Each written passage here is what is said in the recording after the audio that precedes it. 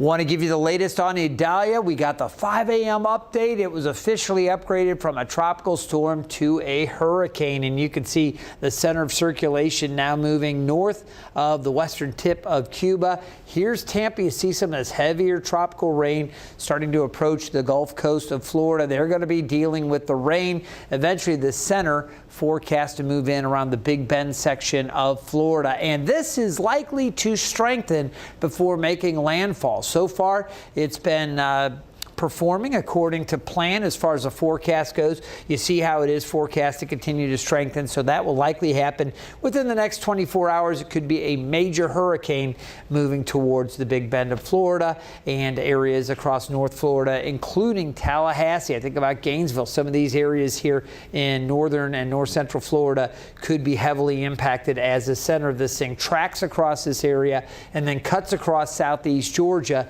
as we go through the late night Wednesday into early Thursday. It'll cross over into South Carolina, and then eventually during the day on Thursday it should come back off the Carolina coast, probably somewhere around Myrtle Beach, maybe areas just off to the north of that up towards the state line. It gets back out over water and then shoots off to the east. You'll notice the last couple of projected time periods, Saturday and Sunday, it's forecast to slow down, and it may potentially turn farther to the south. We will see how things go. You'll notice it is going to weaken over land. That's because it needs that warm, moist air just above the warm sea surface. That's where it draws its energy. So once it moves inland, it loses that energy source and it starts to weaken. That's why it goes down to a tropical storm. So we're going to continue to watch that. Here's a look at the models. You'll see how it moves up. Again, very good agreement that it makes this turn, staying to the south of Hampton Roads. Still some impacts here that we'll detail for you.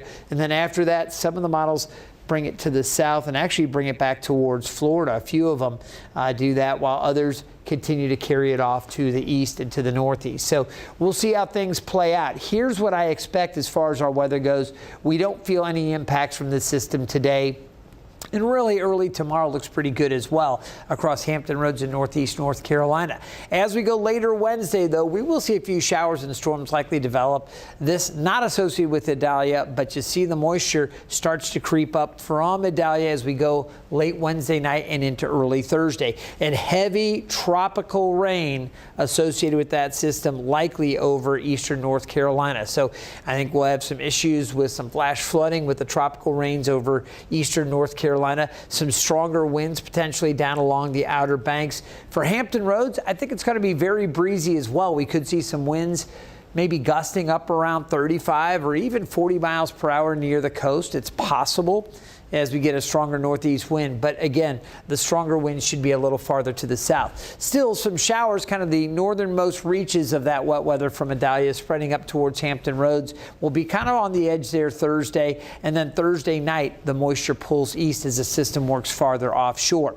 With this steady northeast wind, I do expect the tides to come up a little bit. So here are the main concerns for Hampton Roads on this projected path as of Tuesday morning. And it's very important you understand when we're updating these, so you know things can change later Tuesday and certainly Wednesday as we get more information in. Right now, it looks like it's going to be pretty breezy across Virginia. I think very breezy at the coast and windy down along the Outer Banks in eastern North Carolina.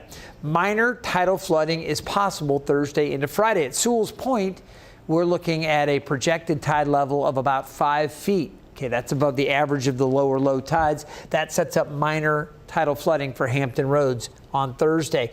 It's possible we could see some higher tidal flooding issues down along North Carolina and the Outer Banks. So we're going to watch for that.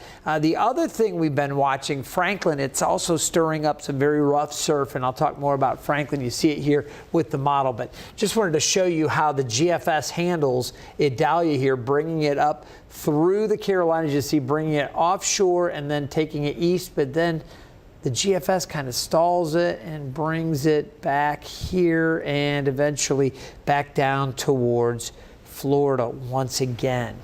Isn't that something? Some more rain. It is a weaker system, but it could still bring that remnant low back towards Florida, and it could strike a little bit farther down the road. It's just too early to know. Some of the other models do carry it away, so we'll just continue to watch that. All right, as we take a look at the official forecast for Franklin, it's a major hurricane. It is forecast to weaken, but it's kicking up very rough surf, and I just want to let folks know we do have a high threat of rip currents for the next several days due to the rough surf from Franklin. Stay tuned and stay updated. We'll keep you posted right here at 13 News Now.